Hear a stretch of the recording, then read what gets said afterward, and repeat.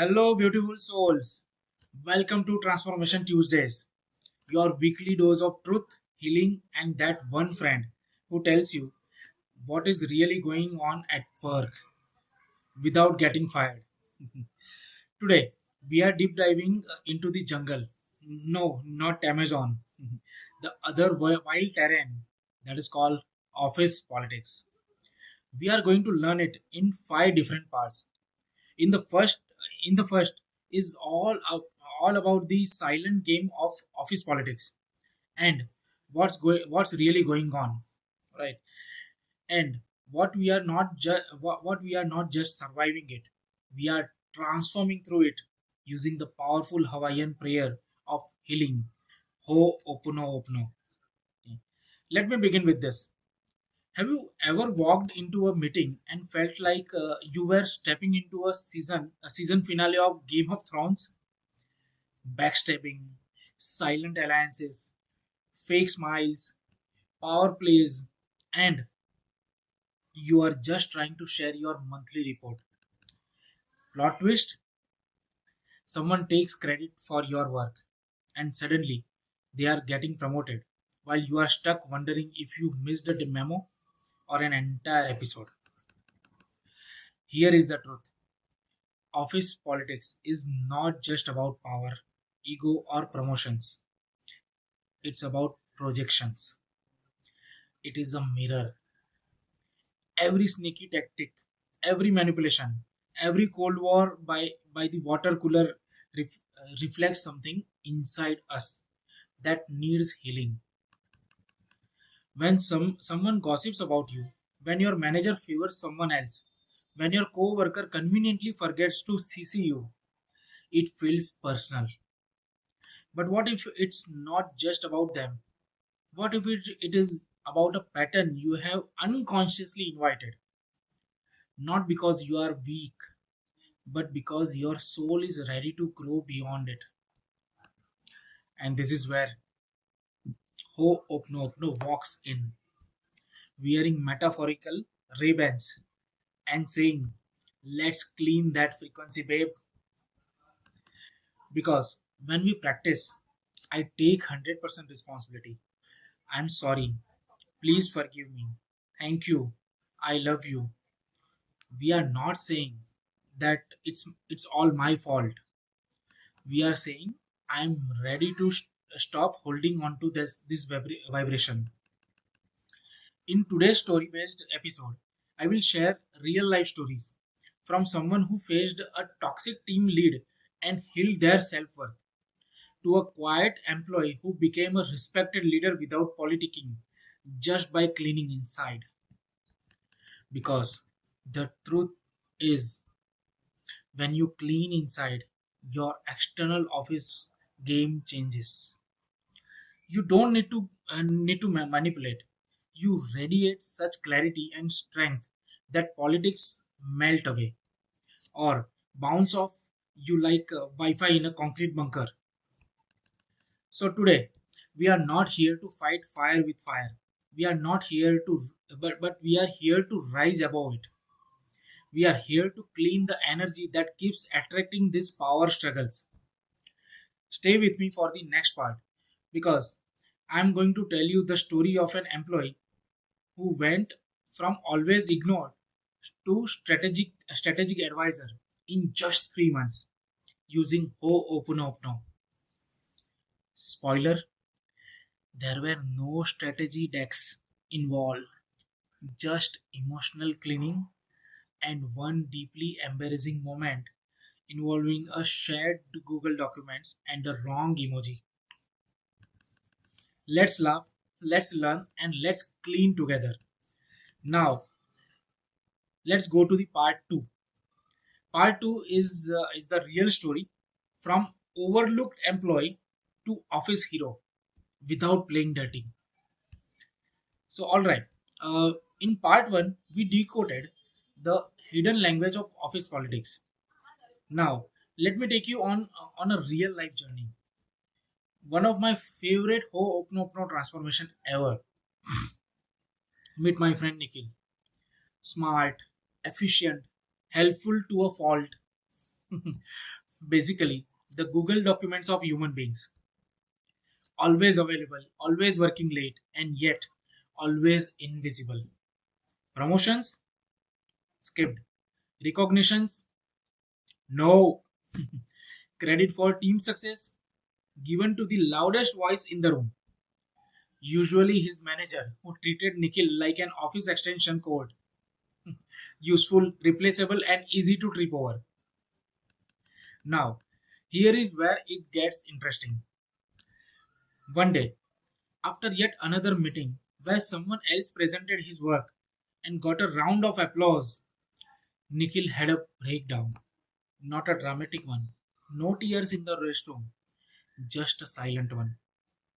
That quiet heartbreak that whispers, "What am I doing wrong?" That's when he discovered Ho'oponopono through one of my workshops. And at first, he was skeptical. How can these four phrases solve 10 years of being ignored? Valid question, right? But here is the shift. Instead of focusing on changing his boss, instead of trying to win a popularity contest, he started cleaning. Every day before work, Nikhil started repeating, "I take 100% responsibility. I am the one who created this in my life because somewhere I didn't feel worthy of being seen. I am sorry for all the ways I hid, played small, or waited for external approval. Please forgive me for betraying my own voice. Thank you for showing me this pain so I could finally heal it. I love you, my inner child who just wanted to be accepted." He didn't change departments, sorry. He didn't change jobs, but he changed his frequency. And guess what? In just 3 months, his ideas started getting acknowledged. He was asked to co-lead a strategic project. His manager publicly praised him in a town hall. Same office, same people, but new reality. Why? Because he stopped projecting unworthiness and started radiating confidence quietly, authentically, through emotional cleaning and not corporate scheming. There was even this hilarious incident where he accidentally sent a voice note saying "I love you" to his project WhatsApp group while he was cleaning silently in the background. The team laughed, but from that day they saw him differently. Human, warm, someone who felt. That broke the ice. Office politics, it melted. Relationships healed. So, here is the punch. You don't need to fight for attention. You need to heal what is attracting the neglect, what is attracting the negative. Because when you raise your inner frequency, you don't have to chase validation. It walks towards you with a welcome drink and a name tag that says team lead. So, in part 3, we are diving deeper into why office politics even exist from an energy perspective and how your childhood patterns might be playing out at work. You might just find out that your office nemesis has the same vibe as your 5th grade bully. Stay tuned. It's about to get juicy and healing. So ready for part 3? Okay. So here is a part 3. Why office politics exist and the energy behind this game. Let's peel back the curtain and go deeper into the messy, emotional, spiritual why behind office politics. Here is the truth nobody puts on the company intranet. Office politics is just unhealed trauma in a tie. Yup, it's not about KPIs and meetings. It's about wounds in Wi-Fi zones. Let me explain this in detail. You have got sneaky Sunil, who always takes credit. You have got drama Disha, who knows everyone's business but her own. Then there is passive Prakash, who agrees in meetings and backstabs in Slack. Why do these characters show up? Because you are broadcasting the perfect frequency for their station. You are attracting these kind of people in your life. It's not your fault, but it is your responsibility. Let's get psychological for a second. Office politics is often a reenactment of childhood dynamics. That dominating boss might mirror your controlling father. That manipulative colleague could reflect your sibling rivalry. That constant feeling of being left out, that's inner child stuff, big time.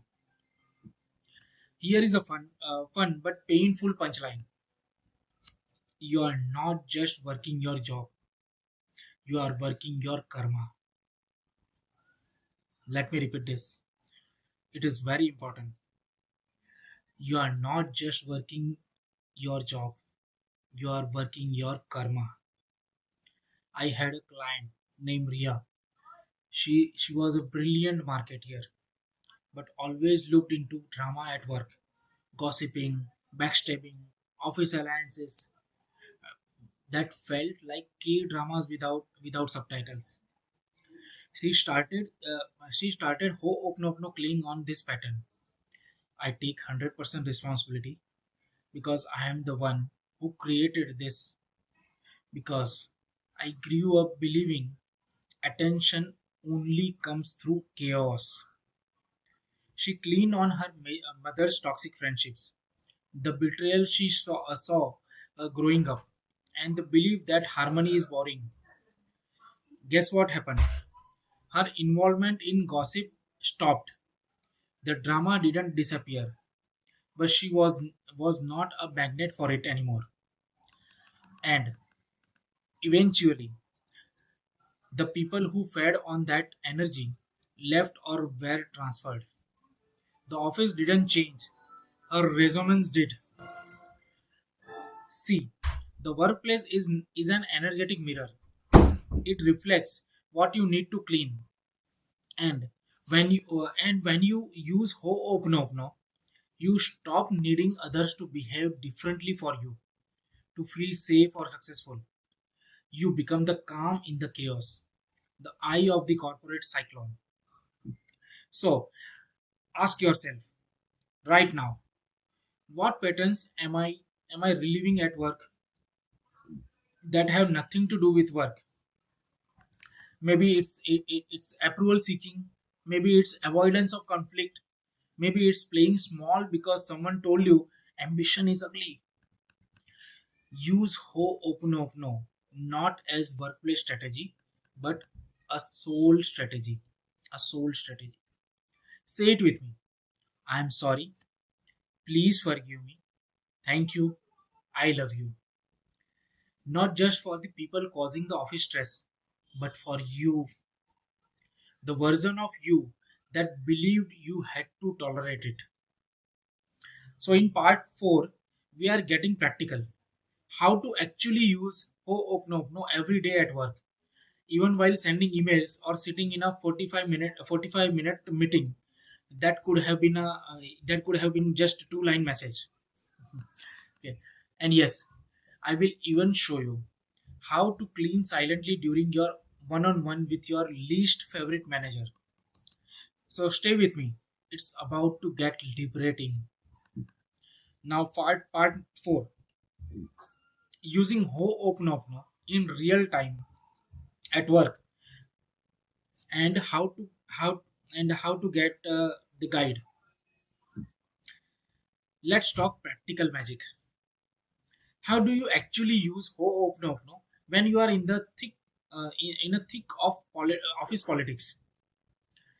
Because let's be honest, sitting across leg on your office chair, eyes closed, chanting, I'm sorry, please forgive me, thank you, I love you, while your manager is grilling you for not replying to a client is not ideal. But here is the beautiful part. Ho'oponopono doesn't require incense or isolation. It works in real time, silently, powerfully, invisibly. Let's go into the step by step guide to clean energy while still typing those as per my last email messages. Step number one, spot the trigger. Let's say you are in a meeting and someone interrupts you. Again, your blood boils. You want to throw your laptop, but HR frowns upon that. In that moment, pause. Take one conscious breath. That's your cue. Okay. Step number two, say the phrases silently. Internally begin. I'm sorry. Please forgive me.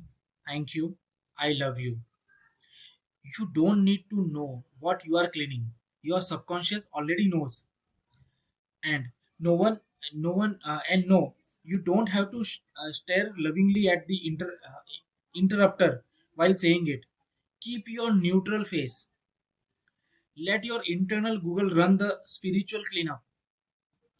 Step number three, bring in the backstory. Now, if time allows, like during a solo lunch break or your commute, add some conscious awareness. I take 100% responsibility because I created this moment somewhere in me. I fear not being heard. Maybe because I was constantly talked over at home. Or maybe I still believe I don't have a right to speak. Then repeat, I am sorry. Please forgive me. Thank you. I love you. You are not saying it to the interrupter. You are saying it to the memory which keeps replaying in your mind. You are healing your relationship with silence, expression, and power. Okay, let's learn from the real example. The elevator cleaning. One of my clients, his name is Raj. He had a toxic vice president who would smirk every time Raj gave an update in meetings. He said, "Bro, I don't even know why, but his face triggers me like a jalapeno in my brain." I asked him to clean every time he saw the VP, vice president, even in the elevator also. He did. No confrontation, just the four phrases in his mind. 3 weeks later, the VP suddenly shifted tone. He complimented Raj's report. No one knew why, but we knew. Ho'oponopono doesn't change people. It changes the need for that version of them in your experience. Step number four, use it in emails. Get an email that tricks you off. Replying with furry and font size 16 in red. Pause. Type the response. But before hitting send, clean. Say this. I am sorry. Please forgive me. Thank you. I love you. Often, you will find yourself tweaking a few words. Less sarcasm, more clarity, less defense, and more power. Here is the bonus hacks. Bathroom break is equal to energy detox. Can't deal with energy in the room? Say you need a bio break. Head to the restroom. Do a 2 minute silent Ho'oponopono rinsing. Come back grounded. Ho'oponopono is not a reaction, it's a recalibration. Next up in part number 5, the aftermath. What happens when you clean consistently? That we are going to learn in part number 5. Now, spoiler alert, promotions. peace, surprise collaborations with people who once ignored you. Let's close the energy loop in the final part now. Part number 5, the shift, and we are going to see what happens when you clean consistently. Let's talk about the payoffs. What happens when you make Ho'oponopono a daily office practice, not just a panic button? Here is the truth. Ho'oponopono doesn't guarantee that all your co-workers all your co-workers will suddenly become angels with scented candles and perfect manners. No, but it guarantees that your experience of them will change, and that changes everything. Number 1, energy first, results next. One of my clients, Nisha, was always bypassed for promotions. Brilliant work, but her boss said she lacked leadership presence. Ouch. Instead of fighting it, she started cleaning. I take 100% responsibility. Somewhere I created this pattern of not being seen. Maybe I was told as a child not to be too loud. Maybe I carry guilt about shining. She silently repeated the 4 phrases every morning, especially before team meetings. Within just 3 months, not only did her boss acknowledge her leadership, but a new opportunity came from another department. Energy shifted, reality shifted, reality followed. Number 2, triggers start fading. You will notice, you will notice things that used to really bother you don't anymore. Remember that annoying colleague who always takes credit for others' work. After consistent cleaning, they may still try, but it doesn't trigger you the same way. You stop feeding the drama, and slowly, drama stops finding you. It's like the emotional Wi Fi they used to connect to no longer has a signal. Okay. Number 3, magical coincidences. Here is a fun one. The people who, who have been causing chaos often either shift or disappear. Either they will shift in another department or they will just leave the job. Okay. Or maybe they will find another job. Okay. One man in our community shared that his micromanaging boss suddenly put in a transfer. No prior signs, just gone. Did he cast a spell? No. He cleaned the need for that boss in his experience. Ho'oponopono works at a soul level, not a surface level. Number 4, you become magnetic. When your emotional field is clean, people feel it, even if they don't know why. You become that person others trust. Projects start flowing your way. Cross team collaborations feel smoother. You start getting invited into rooms you used to be excluded from. Why? Because you are not carrying silent grudges, old patterns, or energetic resistance. Your clean energy does the talking even when you don't say a word. Number five, the internal win. More than anything, you feel peaceful. The feeling of being on edge, constantly defending yourself, wondering who's plotting what in the background, that fades. You start enjoying your work again. You laugh more. You sleep better. You stop rehearsing arguments in the shower. And in short, you reclaim your power, not by changing others, but by releasing what inside you attracted them in the first place. So now, let's wrap this up quickly. Office politics does not need to be your emotional battleground. With Ho'oponopono, it becomes your healing ground. A classroom where your soul gets stronger, cleaner, and wiser. You don't need to fight. You don't need to fix anyone. You just need to clean. Because as you clean, your job transforms, your relationships evolve, and you rise not by force but by frequency. If this resonated, make sure to drop a I clean daily in the comments below. Share this with someone stuck in a corporate soap opera. And if you want more tools like this, subscribe to the Elevated You channel and turn on the bell icon so you don't miss next week's Transformation Tuesday. Until then, I am sorry. Please forgive me. Thank you. I love you. And keep rising the whole open way.